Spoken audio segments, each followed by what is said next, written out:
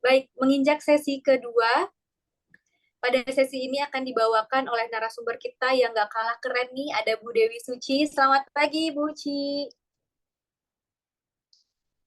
Selamat pagi, Mbak Feby. Oke, apa kabar Bu Ci? Alhamdulillah. Alhamdulillah. Baik, sebelum memulai materinya pada pagi hari ini, saya akan membacakan CV dari Bu Uci. Ibu Dewi Suci Mahayati, FTR MFIS, menempuh pendidikan S1 Fisioterapi di Universitas Esa Unggul, kemudian melanjutkan Magister Fisiologi Olahraga di Universitas Udayana Bali, lalu melanjutkan studi program profesi fisioterapi di Universitas Esa Unggul Jakarta. Pengalaman kerja, Buci pada tahun 2005 sampai 2010 bekerja sebagai fisioterapi di Rumah Sakit Permata Bekasi. Tahun 2005 sampai 2015 menjadi staf manajemen di Kementerian Kesehatan Republik Indonesia. Tahun 2016 sampai dengan sekarang menjadi fisioterapi di Rumah Sakit Pusat Otak Nasional, serta pada tahun 2020 sampai dengan sekarang aktif menjadi pengajar di Universitas Aisyah Yogyakarta di Prodi Fisioterapi. Baik, silakan Bu Uci untuk memaparkan materinya.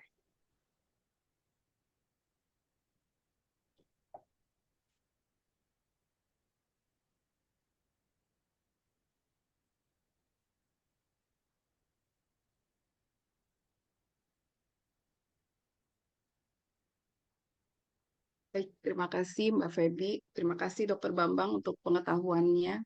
Sangat membantu bagi teman-teman fisioterapi, khususnya mungkin teman-teman yang bekerja di area neurologi.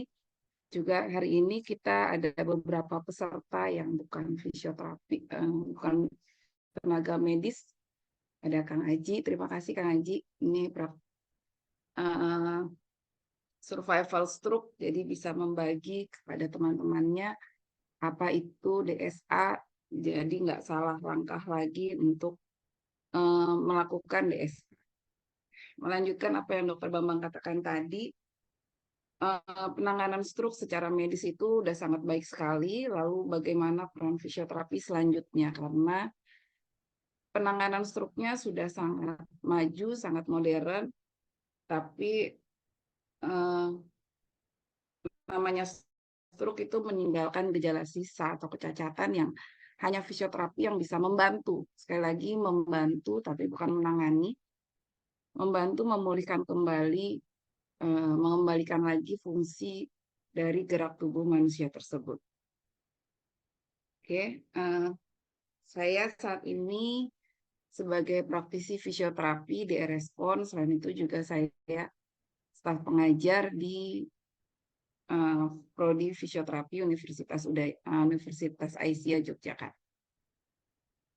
Oke, tadi disampaikan oleh Dokter Bambang kenapa DSA sekarang sudah bisa ditanggung oleh BPJS, karena Bapak Menteri Kesehatan saat ini pemerintah itu sangat concern dengan penyakit stroke, karena stroke itu menjadi satu dari 4 penyakit terbesar yang ada di Indonesia saat ini, selain dari penyakit jantung, kanker, dan gagal ginjal. Jadi karena concernnya pemerintah terhadap 4 penyakit tersebut, maka Kementerian Kesehatan melakukan pendekatan kepada BPJS sehingga klaim untuk sakit stroke bisa ditingkatkan nilainya, sehingga tindakan DSA yang sesuai dengan indikasi tentunya dapat ditanggung oleh BPJS. Jadi begitu Mas Aji, bisa disampaikan ke rekan-rekannya. Nah, ini angka stroke saat ini. Jadi 3 dari 1.000 orang itu beresiko mengalami stroke per tahun.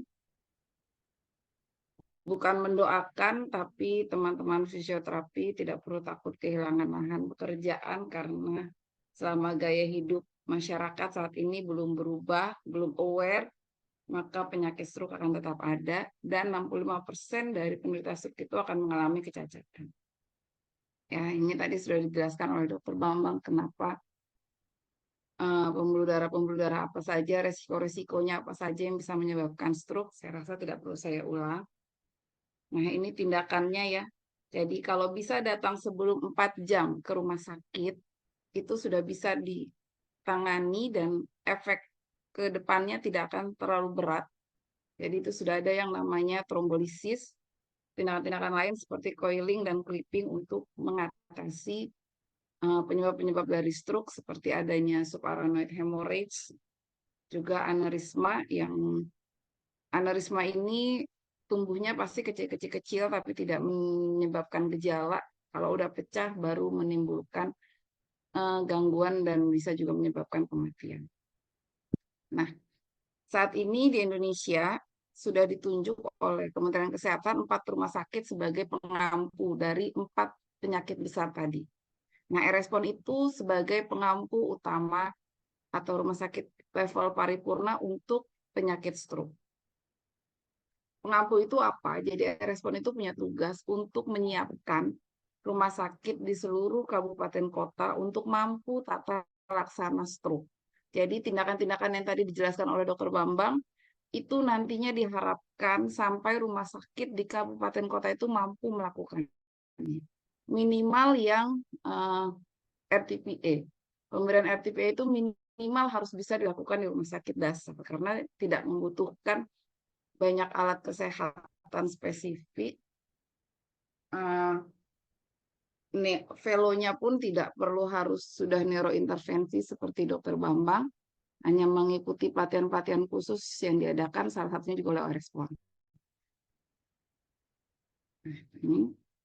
Jadi nanti ada leveling rumah sakitnya, mungkin ini teman-teman yang bekerja di rumah sakit bisa bertanya kepada manajemen rumah sakitnya, sudah menyiapkan pengampuan di bidang apa, kalau di bidang stroke apa yang disiapkan, apakah akan menjadi rumah sakit tingkat dasar, madya, utama, atau paripurna. Nah, ini persyaratannya. Untuk dokter spesialis sarafnya ada persyaratan harus berapa orang, harus sudah fellow, perawatnya juga sudah harus yang terlatih stroke, sudah terlatih cath lab, sudah terlatih bedah. Nah, yang menjadi PR kita saat ini adalah fisioterapi padahal ada di akhir, harus mengatasi kecacatan pada penderita stroke. Tapi di program pengampuan ini fisioterapi belum bisa masuk, mensyaratkan apa aja sih yang harus diikuti pelatihannya oleh teman-teman fisioterapi untuk bisa mampu tata laksana stroke. Sehingga yang awalnya sudah bagus penata laksanaan secara medisnya, karena pelayanan fisioterapi stroke-nya belum terstandar, ya penanganan stroke-nya macam-macam, beda-beda tergantung rumah sakit. Nah, itulah yang menjadi pertanyaan para pasien. Kenapa di rumah sakit sana saya seperti ini, di rumah sakit B seperti ini, rumah sakit C seperti ini. Itulah pertanyaan-pertanyaan yang banyak sekali disampaikan oleh masyarakat kepada fisioterapis. Karena itulah hari ini saya mau sharing standar pelayanan fisioterapi yang ada di negara lain, lalu apa yang sudah kami lakukan di Erespon yang mungkin bisa nantinya menjadi acuan standar bagi teman-teman di rumah sakit lain, teman-teman praktisi lain, sehingga kedepannya bersama tentunya Ikatan Fisioterapi Indonesia kita akan menyusun satu standar pelayanan untuk stroke, pelayanan fisioterapi untuk stroke. Ya. Yang kalau kita googling banyak dianut oleh fisioterapi itu pelayanan stroke-nya dari Kanada, dari UK, dan dari Amerika. Kalau di Kanada itu sudah ditetapkan tim rehabilitasinya itu fisioterapi, OT, TW, perawat, dan dietitian. Dan disyaratkan juga sudah harus pelatihan khusus. Ya. Jadi kalau di Kanada ternyata tidak ada dokter spesialis tersebut, timnya langsung FT, OT, TW. Dan di sana standarnya asesmen awal minimal sebelum 48 jam.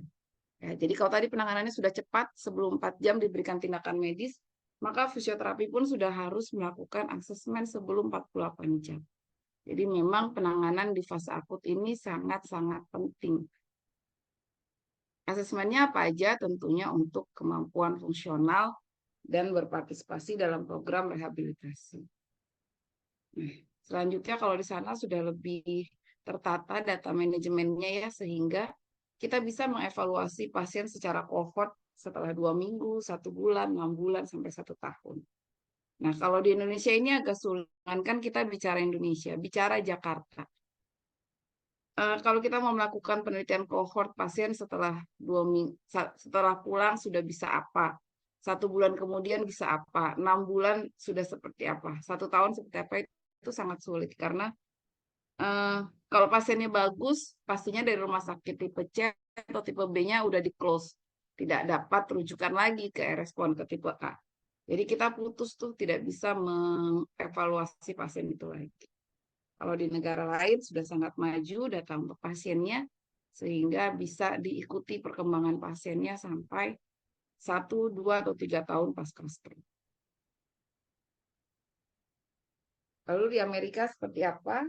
Di Amerika juga timnya FT, OT, TW, perawat, dietitian juga telah mengikuti pelatihan khusus tentang stroke, dan penanggung jawab timnya itu adalah fisioterapi dengan kemampuan yang tertinggi atau dokter spesialis neurologi. Jadi teman-teman, ayo tingkatkan ilmunya, kita tunjukkan fisioterapi bisa mampu sebagai ketua tim neurorehabilitation. Lalu juga harus dilakukan asesmen awalnya untuk menentukan kebutuhan rehabilitasi, prognosa, dan juga home program.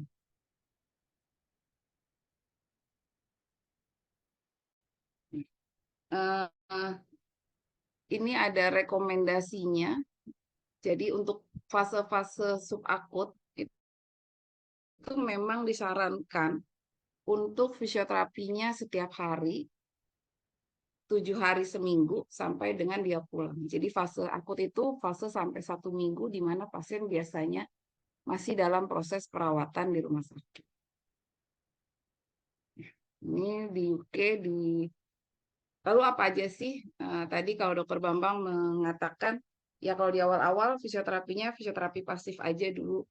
Mohon maaf Dokter Bambang, jadi di fisioterapi sekarang untuk fisioterapi neurologi tidak ada lagi gerak pasif atau gerak aktif karena kita belajarnya langsung ke function.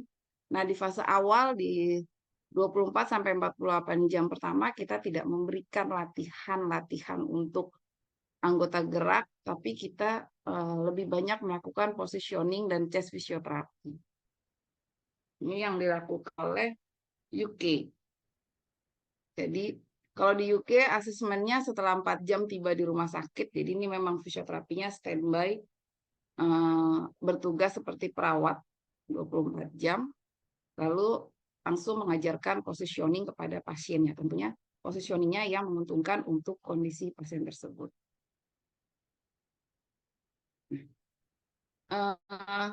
Kalau di UK early mobilization-nya setelah 24 jam pertama itu dia langsung diposisikan boleh duduk di ujung bed atau langsung duduk tegak. Tentunya sesuai dengan kemampuan pasiennya. Kalau bisa mandiri, kalau perlu dibantu maka terapis mendampingi proses duduknya. Itulah yang dilakukan di sana. Nah, intensitas terapinya itu selama 45 menit di ruang rawat inap 7 kali per minggu. Itulah yang mungkin saat ini belum bisa dilakukan di Indonesia. Nah, 40 karena standarnya mereka, latihannya itu harusnya untuk mencapai neuroplastisitas yang maksimal itu 3 jam per hari. 3 jam itu total ya, ada okupasi terapi, ada terapi bicara, ada fisioterapi. Dan 3 jam itu juga tidak perlu harus terus 3 jam, tapi akumulasi selama 24 jam. Jadi kalau saya latihan 15 menit, nanti berapa jam lagi 15 menit itu sudah masuk dalam hitungan nanti total jamnya di per 24 jam itu berapa dia mampu. Dari 3 negara itulah kami fisioterapi di Respon belajar, dan dengan keputusan direktur ini kami sudah menentukan panduan praktek tata laksana neurorestorasi. Jadi kalau teman-teman, info buat teman-teman mungkin yang belum pernah ke Respon, kami di Respon itu tidak dibawa instalasi rehabilitasi medik, tapi di Respon namanya neurorestorasi, sehingga tata laksananya pun tata laksana neurorestorasi stroke. Jadi ini sudah ditetapkan panduan praktik klinis tata laksananya.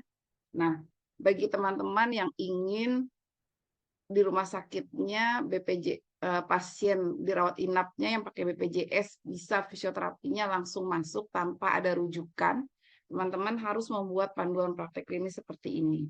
Ini yang disampaikan ke BPJS sehingga nantinya mereka akan menyetujui untuk dirawat inap itu tidak perlu rujukan ke dokter rehab sehingga bisa sesuai standar negara-negara yang lain. 24 jam sudah dilayani oleh fisioterapi. Nah, kalau dia respon, sekarang kita beralih bicara bagaimana dia respon. Kita instalasinya instalasi neurorestorasi. Kepala instalasinya saat ini dokter spesialis neurologi dari divisi neurorestorasi. Jadi kalau dokter Bambang tadi dari divisi neurovaskular, kalau di restorasi itu divisinya divisi neurorestorasi. Kami punya dokter rehab medik, punya fisioterapi, okupasi terapi, dan terapi bicara. Pelayanannya pun kami ada di rawat inap, rawat jalan, lalu kami punya yang namanya neurorestorasi, kami punya neurodaycare, dan ada pelayanan home care. Ini sedikit-sedikit kami memang ada pelayanan dari luar. Kami melakukan asesmen awalnya kurang dari 24 jam. Target kami 80% pasien stroke ya, ini pasien stroke sudah kami asesmen kurang dari 24 jam setelah yang bersangkutan masuk rumah sakit. Sampai hari ini sih laporannya tercapai terus 80%-nya. Kecuali, nah ini karena kami hanya bekerja di jam kerja di office hour, sehingga kami belum bisa seperti tadi di UK 7 kali seminggu. Pelayanannya baru hanya diberikan 5 hari seminggu, dan durasi latihannya baru 15-30 menit. Ini karena masih keterbatasan SDM yang ada di kami. Asesmennya yang kami lakukan itu kemampuan motorik, sensorik, ambulasi, keseimbangan, dan kemampuan ADL. Lalu biasanya kami kolaborasi dengan dokter untuk penentuan target saat pulang. Jadi kalau DPJP di kami itu cuma menyampaikannya, ini pasiennya pulangnya duduk, pulangnya bisa jalan. Nanti dari hasil asesmen kalau memang sesuai dengan apa yang diminta DPJP ya kita sampaikan. Tapi kalau tidak memungkinkan karena kondisinya berat, kita sampaikan targetnya kita turunkan. Dan lama perawatan pasien stroke iskemik di respon itu sekitar 4-5 hari standar loss-nya. Kalau untuk hemorrhagic itu bisa 7-10. Lalu apa? Stimulasi sensorik dan motorik. Kami tidak menetapkan harus pakai metode apa. Teman saya di respon ada yang ikut pelatihan obat, ada yang PNF. Ini kami belum membuat penentuan harus obat atau harus PNF atau harus MRP atau yang lain. Mas bebas, tapi sekali lagi kami tidak lagi lakukan latihan gerak pasif. Untuk dirawat inap di fase akut paling banyak itu positioning dan mobilisasi bertahap. Jadi dari pertama awal head-up sampai dengan nanti pasiennya kalau memungkinkan berjalan. Tentunya ini tidak dilakukan untuk semua pasien. Kami hanya menghentikan terapi untuk kontraindikasi pada pasien yang demam dan yang tekanan darahnya di atas 170/110. Nah, dasarnya apa kami lakukan itu? Jadi basic teori besar dari pemulihan pasien pasca stroke itu adalah neuroplastisitas. Jadi regenerasi pada jaringan saraf itu sangat kecil sekali, tapi yang ada adalah neuroplastisitas. Dan neuroplastis itu terjadi sejak fase akut, yaitu jadi dari 48 jam sampai dengan fase kronis. Makanya kalau latihannya dimulai nanti setelah pasiennya pulang, itu akan sangat terlambat karena proses neuroplastisitas sudah terjadi sejak 48 jam. Jadi di 48 jam pertama itu terjadi gangguan dan hilangnya jalur kortikal, jadi udah nggak gerak-gerak yang disadari itu sudah berkurang. Tapi jaringan sekunder di sekitar saraf jaringan saraf yang terkena itu sudah mulai mengambil alih fungsi dari jaringan otak yang rusak, sehingga nanti akan menggantikan fungsinya. Nah, di dalam minggu pertama, saraf-saraf sekunder tersebut akan direkrut untuk sebagai jalur kortikal. Jalur kortikal itu disadari, jadi gerakannya disadari, tidak lagi berbentuk refleks.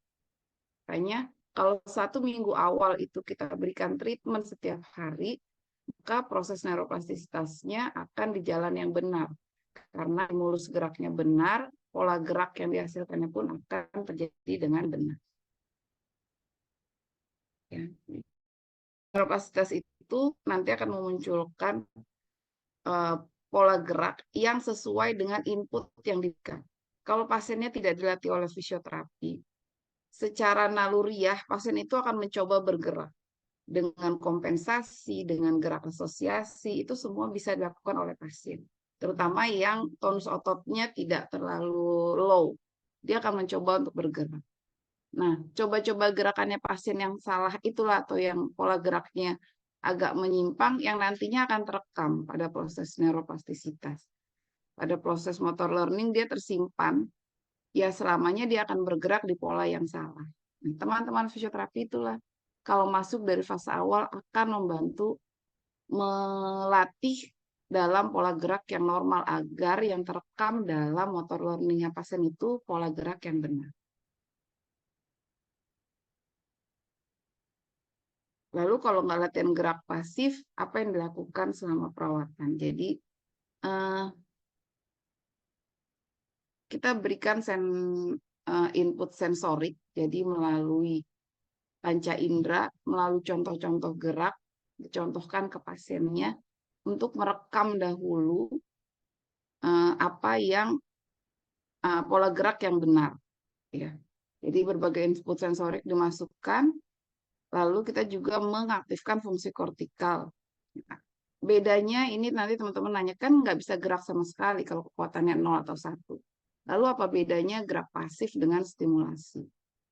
Kalau yang kita lakukan gerak pasif, kita abai sama pasiennya. Pasien tidak ada input sensorik, tidak kita beritahu, ini loh gerakan tangannya, kalau lurus seperti ini, ditekuk seperti ini, kaki diluruskan seperti ini, itu tidak diberi kesempatan. Kita hanya gerak-gerakin bahkan dengan intensitas yang sangat cepat sehingga tidak ada proses otak itu untuk merekam bagaimana cara bergerak. Kalau yang itu disebutnya pasif. Tapi kalau kita stimulus, kita menggerakkan dengan menstimulasi panca indera, dengan menstimulasi reseptor-reseptor sensorik pada otot dan pada sendi, sehingga akan masuk input sensorik ke dalam otak memproses bagaimana cara bergerak. Ya. Ini bisa dari mata, makanya pasiennya harus melek kalau dilatih, bisa dari suara kita memberi impuls lewat pendengaran, bisa joint position, semua masuk ke dalam otak sebagai input sensorik dan akan keluar menjadi gerakan dengan pola yang benar. Lalu kenapa harus lama dan harus setiap hari? Karena proses motor learning itu harus diulang-ulang dengan sering sehingga timbul terjadi perubahan perilaku yang permanen. Kalau kita cuma latih hari ini, 3 hari lagi dilatih, di rumah tidak diulang, ya tidak akan terjadi perubahan perilaku yang permanen. Hanya baru menghasilkan tujuan yang pendek aja, hanya misalkan mengatasi kontraktur, mencegah atrofi otot, hanya itu yang didapat. Tapi tidak didapatkan motor learning yang merubah perilaku permanen sehingga pasien bisa bergerak lagi dengan benar. Nah, tujuan motor learning itu apa? Itu membantu penderita stroke bergerak dalam aktivitas fungsional dalam pola gerak yang normal. Jadi, beberapa pasien stroke itu tanpa terapi pun bisa bergerak, tapi pola geraknya tidak normal. Yang jalannya circular gait, tangannya kalau ngangkat lengan atasnya dulu yang bergerak, bukan bahunya, macam-macam. Lalu motor learning juga membantu mencapai suatu gerak secara otomatis. Jadi kalau kita tidak terkena gangguan, ya semua gerakan kita itu kan otomatis. kita kan nggak pernah mikir abis kaki kiri langkah terus kaki kanan, nanti kiri lagi. Terus kalau ada batu kita berhenti dulu, kita mikir oh ini harus dilompatin. Enggak, semuanya itu terjadi otomatis. Nah pada pasien stroke enggak, karena tadi jalur kortikalnya terganggu, semuanya dia pikirkan. Nah, makanya kalau sudah mendapat pola gerak yang baik, langkah selanjutnya itu adalah mengajarkan otomatisasi. Lalu berikan repetisi, repetisinya semakin banyak semakin baik sehingga bisa merubah perilaku geraknya. Satu lagi, latihannya pasti akan begitu-gitu aja. Kayaknya fisioterapi harus kreatif, supaya harus memberikan latihan yang bervariasi, sehingga latihannya itu bisa diterapkan pada lingkungan yang berbeda dan pasiennya nggak bosen kalau harus sering ketemu fisioterapi. Nah, ini tahapannya. Jadi yang pertama itu cognitive stage. Jadi di fase akut kita harus bikin kesadarannya dulu nih. Biasanya kan baru-baru itu udah masih ngantuk-ngantuk, belum sadar penuh. Kita latih-latih pun tidak ada yang masuk otak dia. Jadi harus tumbuhkan kesadarannya dulu. Lalu associative stage, berikan contoh-contoh gerakan, ajarkan pola-pola gerak, dan di akhirnya autonomous untuk melatih otomatisasi.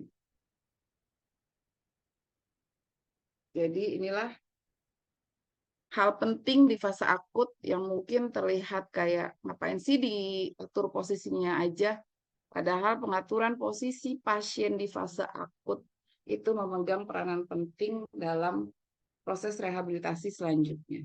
Karena tujuannya pertama untuk normalisasi tonus dan menurunkan pengaruh abnormal tubuh, menjaga alignment, mencegah deformitas postur, memberikan base of support yang stabil, meningkatkan toleransi, stimulasi, meningkatkan spatial awareness. Nih pasien sering banget hanya lihat ke satu sisi, kalau kita baguskan posisinya dia akan jadi bagus.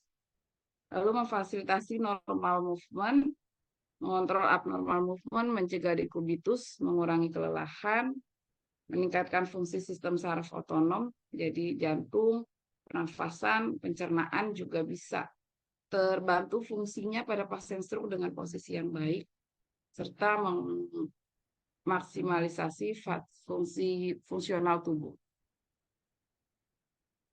Posisinya seperti apa? Posisinya mudah saja. Jadi bagian yang agak gelap ini adalah bagian yang terkena stroke. Itu harus diposisikan tinggi sehingga melawan gravitasi. Nah, positioning inilah yang karena fisioterapi apalagi di Indonesia masih sangat terbatas, tidak bisa 24 jam, cara memposisikan pasien seperti inilah yang harus kita ajarkan kepada keluarga supaya mereka paham kalau keluarganya posisinya udah nggak benar akan dibetulkan lagi agar tetap di posisi yang baik.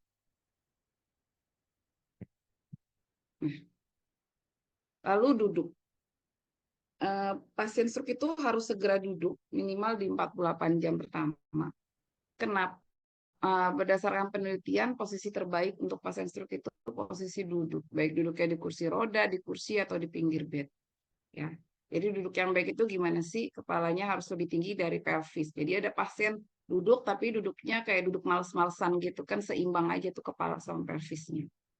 Hipnya harus 90, knee-nya 90, lumbalnya semi ekstensi, kakinya menapak di lantai sehingga berat badannya terdistribusi dengan normal di kedua pelvik kanan kiri. Jadi weight bearingnya nggak hanya di satu sisi harus. Nah, pasiennya belum bisa, weight bearingnya belum normal, fisioterapi bisa menggunakan bantal-bantal kecil mengganjal-ganjal posisi supaya bisa di posisi yang baik. Kalaupun harus duduk bersandar di tempat tidur, ingat pelviknya harus disangga, bahunya juga harus disangga. Jadi pelvik yang sudah ngelok di anterolating itu akan sulit untuk mengajarkan jalan di pola yang benar. Bahu yang tidak bersangga sangat rentan terjadi shoulder pain. Di dua sendi besar inilah harus kita antisipasi dari awal sehingga tidak terjadi komplikasi di masa yang akan datang. Ini posisi duduk. Jadi kalau kita duduk itu harus setengah berat badan kita disangganya oleh pelvik. Sedangkan pelvik itu kan memang sebagai pusat gravitasi yang harusnya menopang tubuh.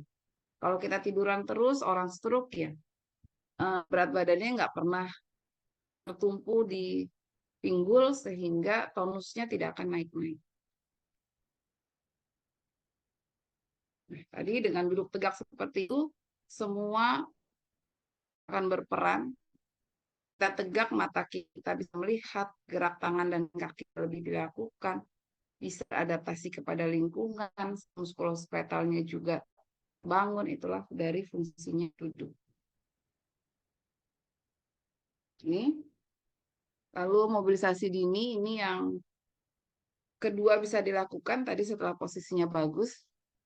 Jadi tujuannya fungsi dari mobilisasi dini ini adalah mengurangi komplikasi akibat inaktif. Jadi seperti dokter Bambang bilang tadi, nggak boleh aktif dulu. Memang benar, di 24 jam pertama kita tidak boleh aktif. Tapi ini berlaku bagi yang tensinya normal ya. Kalau tensinya masih lebih tinggi, ya nggak kita lakukan mobilisasi dini. Nanti di 48 jam setelah terjadi serangan stroke, bertahap kita lakukan mobilisasi. Jadi dari mobilisasinya itu dari latihan duduk, tidur ke duduk, duduk ke berdiri, berdiri, dan berjalan. Jadi harus spesifik. Nah, kita tentukan pasiennya.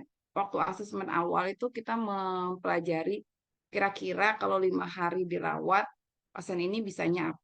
Kalau targetnya dia bisa jalan, ya harus latih sampai jalan. Kalau pasiennya jelek banget, MMT-nya 0 atau 1, ya minimal sampai duduk.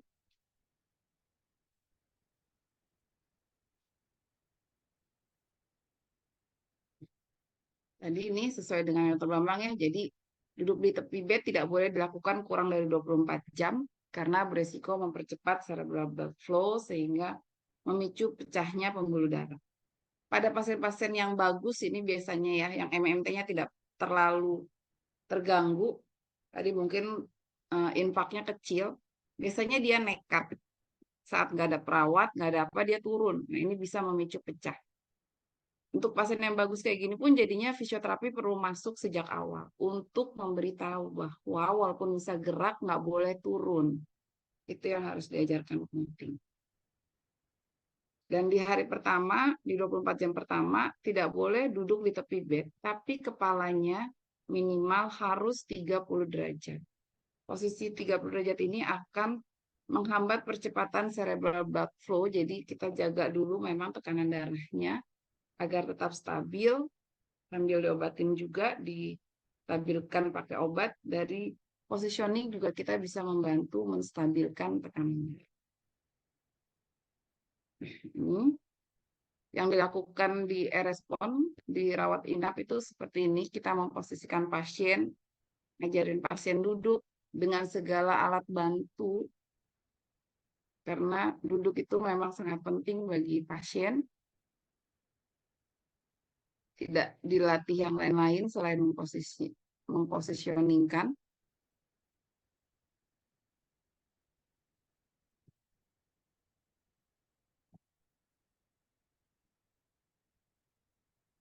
Nah, kalau pasiennya bagus, kita tadi pasiennya terang kontrolnya masih jelek ya, jadi targetnya hanya duduk. Kalau pasiennya bagus, kita latih sampai ke berjalan.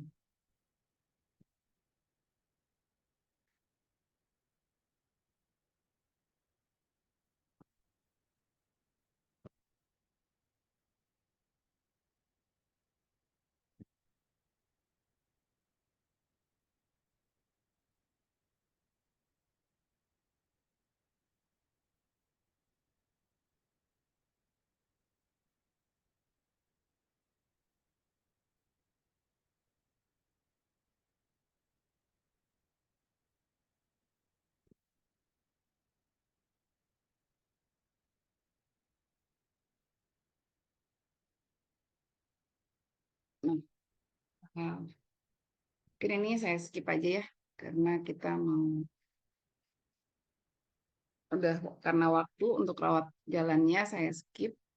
Nah, lalu apa yang sudah kita lakukan itu kami coba untuk teliti Jadi kami melakukan sedikit penelitian kecil dan kebetulan sudah publish. Jadi tadi stimulasi sensomotorik, lalu mobilisasi dini, dan pemberian dosis terapi setiap hari selama di fase akut itu menghasilkan ternyata pasiennya bisa meningkatkan kemampuan fungsionalnya dengan baik. Jadi penelitiannya ini yang kami lakukan, kami meneliti 30 pasien stroke. Jadi di fase akut 4-5 hari pertama kami berikan terapi setiap hari selama 15-30 menit. Lalu setelah fase subakut dirawat jalan, kami berikan selama 5 minggu dengan dosis 3 kali per hari selama 2 minggu pertama, 2 kali per minggu selama 2 minggu kedua, dan diakhiri 1 kali di minggu kelima. Hasilnya sangat signifikan. Jadi kami menilai dengan menggunakan fungsionalnya dengan menggunakan film dan kekuatan motoriknya dengan stream itu terjadi peningkatan yang signifikan. Dan tidak ada bedanya jenis treatment ini jika diterapkan pada kelompok laki-laki atau perempuan, usia muda, usia tua, semuanya bisa merasakan manfaat dari early mobilization dan stimulasi sensomotorik. Tapi ini kami anggap sebagai, kalau untuk pasien dengan gangguan kognitif ini memang agak sulit, sehingga kami eksklusikan dari penelitian ini.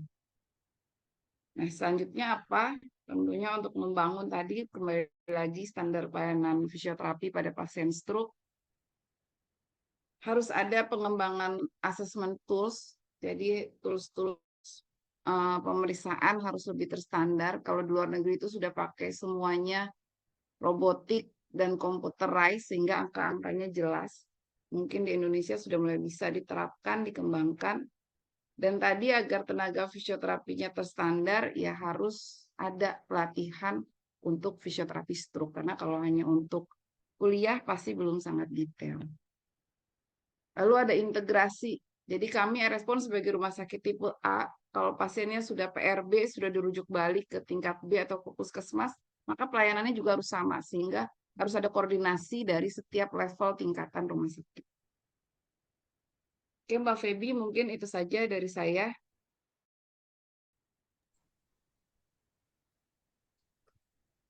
Baik, Bu Uci, terima kasih atas paparannya. Sangat menarik sekali ya, teman pintar, bagaimana best practice stroke ini dapat kita terapkan di klinik atau di rumah sakit tempat kita bekerja. Seperti yang dikatakan Bu Uci tadi, untuk saat ini, fisioterapi tidak menggunakan gerak aktif maupun pasif, melainkan ke arah fungsional. Dilakukan positioning maupun chest fisioterapi pada fase awal, dan melakukan mobilisasi sedini mungkin. Diajarkan pola gerak yang benar dan stimulasi pada fase awal untuk meningkatkan proses neuroplastisitas pada pasien stroke. Dilakukan setiap hari dan berulang. Nah, kita akan masuk ke sesi tanya-jawab. Bagi teman pintar yang ingin bertanya, silakan kami buka di kolom chat ya. Silakan teman pintar yang ingin bertanya. Baik, sudah ada pertanyaan. Pertanyaan pertama dari Ibu Nisrina Zahwan. Dalam memberikan intervensi fisioterapi di rawat inap, sekiranya apa saja rambu-rambu terkait hasil pemeriksaan lab atau pemeriksaan fisik yang perlu fisioterapi ketahui yang menjadi indikasi atau kontraindikasi kita sebagai fisioterapi dalam memberikan penanganan fisioterapi. Sebelumnya, terima kasih Bu Cici. Baik, terima kasih Mbak Nisrina. Jadi kalau untuk hasil lab ini tidak menjadi patokan kita untuk melatih di rawat inap. Tapi tadi seperti yang saya sampaikan, yang jadi patokan itu adalah tensi, heart rate, dan suhu tubuh. Jadi kalau tensinya lebih dari 170, diastolnya 110, ya tidak kita berikan mobilisasi yang bertahap tadi pun kita stop, kita tetap baringkan dia di head up 30 atau 60. Selain itu, satu tadi kalau pasiennya sumbatan itu biasanya kadang ada pemberian terapi pengencer darah. Nah, kalau diberikan pengencer darah yang dosisnya tinggi, itu juga sebaiknya tidak kita lakukan mobilisasi dulu, karena kalau dia kita terlalu ekstrim, biasanya pasiennya juga suka semangat, kita jadinya semangat melatih, itu bisa beresiko, kan lagi encer banget tuh darahnya, kalau dia jatuh atau apa perdarahannya akan sulit berhenti. Jadi kalau dari hasil lab nggak ada, patokannya hanya lebih ke tekanan darah. Baik, wah udah banyak nih Bu Ci pertanyaannya Bu Ci. Terima kasih. Pertanyaan selanjutnya nih Bu Ci dari Pak Aji. Assalamualaikum. Selamat siang Mbak Uci. Jika penyintas stroke dan keluarga memahami manajemen rehabilitasi atau teredukasi, maka potensi disabilitas yang ada dari dampak serangan stroke dapat diminimalisir sekecil mungkin. Bila hal ini terjadi secara bersamaan dan maksimal, maka hasil yang didapat tentunya akan lebih optimal. Saya izin bertanya, Mbak, bagaimana fisioterapi menanggapi atau mengatasi hambatan atau kendala yang mungkin muncul selama proses rehabilitasi pasien stroke di RS-PON? Terima kasih sebelumnya, Mbak Uci. Ya, jadi kami melibatkan keluarga dari awal, Mas Haji. Makanya kalau kita ada kerawat inap, kita pasti nanya, di rumahnya sama siapa? Nanti siapa yang akan merawat pasien ini? Itu biasanya kita tanyakan. Karena selanjutnya edukasi yang akan kita berikan, bagaimana cara melatihnya, PR-PR apa yang harus dikerjakan pasien di rumah, itu kita koordinasikan dengan keluarga. Kalaupun keluarga bilang, kami nanti mau pakai caregiver gitu ya, kalau ada suster. Biasanya kami minta untuk kalau memungkinkan, caregiver atau susternya itu sudah hadir sejak masih di rumah sakit, agar kita bisa berkolaborasi. Karena latihannya tadi harus terus-menerus, repetisinya harus sering, tidak mungkin fisioterapinya ada di samping pasien terus. Sehingga harus melibatkan keluarga, harus melatih keluarga, maka dari awal gitu. Ini itu aja Mas Haji. Dan oh ya, biasanya kita juga terkait hambatan di rumah. Kita tanya rumahnya tinggalnya di lantai 1 atau lantai 2, ada undak-undakan atau enggak, posisi kamar mandi di mana. Itu kita akan memberi saran. Ya kalau kayak di lantai 2 ya pas harus carilah di lantai 1.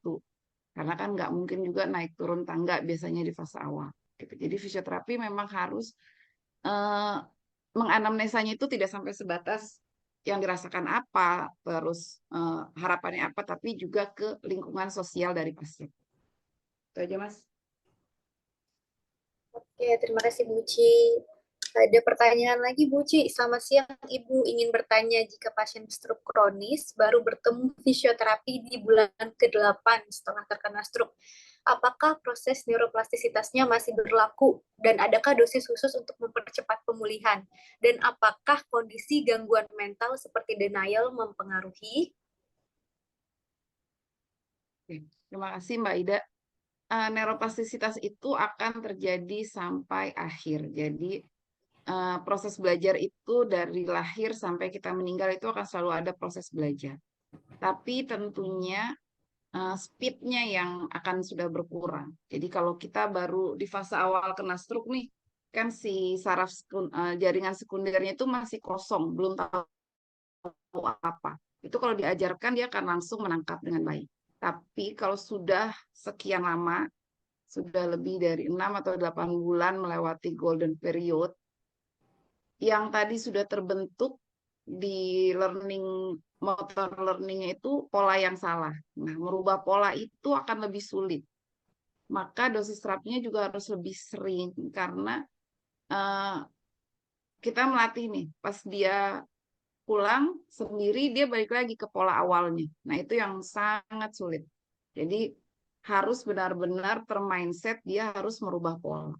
Nah, inilah karena proses pemulihan pasien stroke itu adalah proses belajar, maka kondisi-kondisi gangguan mental, pasien depresi, sedih atau emosional, atau memang ada gangguan kognitif, itu menjadi hambatan terbesar bagi pemulihan pasien stroke. Ya.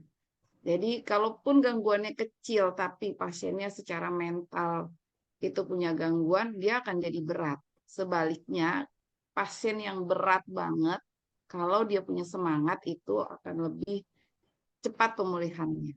Sekali lagi, karena pemulihan itu adalah proses belajar. Ya. Tentunya orang yang emosionalnya terganggu, proses belajarnya juga akan menjadi sulit. Itu aja, Mbak. Oke, terima kasih Bu Uci. Pertanyaan terakhir Bu Uci dari Bapak Zuldafi. Izin bertanya, adakah tata laksana khusus untuk pasien dengan lesi basal ganglia dan medula oblongata? Oke. Jadi untuk di lesi basal ganglia dan medula oblongata itu kan yang terganggu tingkat kesadarannya. Biasanya pasien akan apatis dalam waktu yang lama. Perubahan posisi kepala sedikit aja itu akan menimbulkan gangguan vertigo, pusing yang luar biasa sampai muntah. Nah, tapi secara motorik pasien ini nggak akan ada gangguan. Jadi untuk pasien dengan lesi basal ganglia dan medula oblongata, itu kita harus hati-hati menambahkan dosis head up. Tadi kalau yang tadi saya sampaikan dari 30 langsung 60, 90 duduk. Ini nggak bisa per hari seperti itu. Benar-benar harus kontrol. Jadi waktu kita naikin dari 30 ke 60, kalau perlu tensinya terpasang terus di tangannya pasien. Jadi setiap berapa dapat 2 menit kita tensi masih aman, kita bisa pertahankan di posisi itu 5 menit tensi lagi.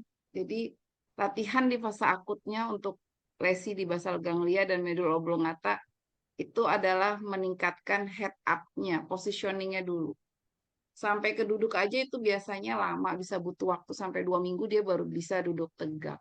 Karena tadi perubahan posisi kepala, karena basal ganglia dan medul oblongata kan letaknya di bawah banget dan dia fungsinya itu untuk pusat kesadaran. Jadi positioningnya harus pelan-pelan. Biasanya saya justru kalau mau pertama kali membuat dia berdiri, saya pakai bantuan tilting table. Jadi pakai tilting table itu kan kita bisa atur sudut naik kepalanya sangat pelan-pelan sekali sampai dia tegak. Itu saja Mbak Feby. Terima kasih. Baik, terima kasih Bu Uci. Terima kasih atas pemaparannya dan jawaban yang telah diberikan oleh Bu Uci. Baik, terima kasih kepada para pembicara. Teman pintar, tidak terasa kita sudah berada di penghujung acara. Hari ini kita sudah banyak belajar mengenai bagaimana penegakan diagnosa kasus pembuluh darah dengan cerebral DSA, serta bagaimana pelayanan fisioterapi pada kasus stroke. Di mana penegakan diagnosa dengan cerebral DSA ini ternyata sangat membantu kerja fisioterapi. Dengan mengetahui letak pasti kerusakan saraf, maka fisioterapi mampu menganalisa apa yang akan terjadi dan apa latihan yang cocok kita berikan kepada pasien. Semoga ilmu yang kita dapatkan hari ini bermanfaat dan dapat kita praktekkan. Saya ucapkan terima kasih kepada para narasumber yang keren dan hebat. Terima kasih Bu Uci dan Dr. Bambang, serta terima kasih juga untuk para peserta yang sudah bergabung pada hari ini. Semoga kita dapat meningkatkan kualitas pelayanan fisioterapi di Indonesia. Sebelum menutup acara pada siang hari ini, saya akan mengumumkan 2 orang pemenang dengan pertanyaan terbaik. Sebelumnya, saya akan mengingatkan kembali untuk teman pintar bahwa kami mengadakan testimoni berhadiah yang dapat diikuti dengan cara memberikan ulasan di Instagram ya. Nah, pengumuman pertanyaan terbaik jatuh kepada selamat kepada Ibu Desi Puspita yang tadi bertanya di sesi 1 ya. Kemudian pemenang kedua yaitu Pak Aji yang sudah bertanya di sesi 1 dan sesi 2 ya. Tadi sudah sangat aktif sekali begitu. Silakan untuk teman pintar yang mendapatkan hadiah untuk menghubungi panitia. Sebelum kita menutup acara ini, teman pintar boleh diaktifkan semua kameranya. Kita akan melakukan foto bersama ya. Boleh diaktifkan kameranya.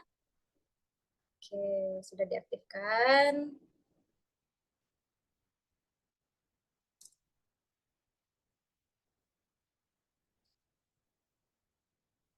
Oh, masih ada yang belum diaktifkan. Yuk, boleh diaktifkan teman pintar semuanya.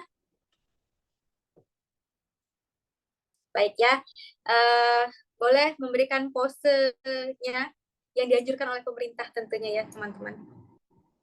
Baik, kita hitung ya. 1, 2, 3, senyum. Oke, sekali lagi. 1, 2, 3. Oke.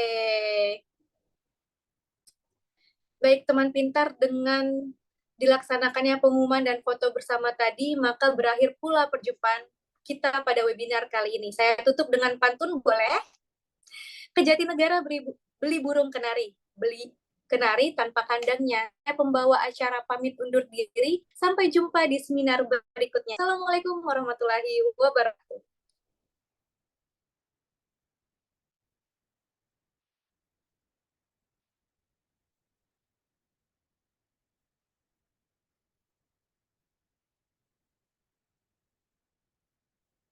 Boleh teman pintar untuk mengisi link absensi yang sudah kami share di kolom chat ya.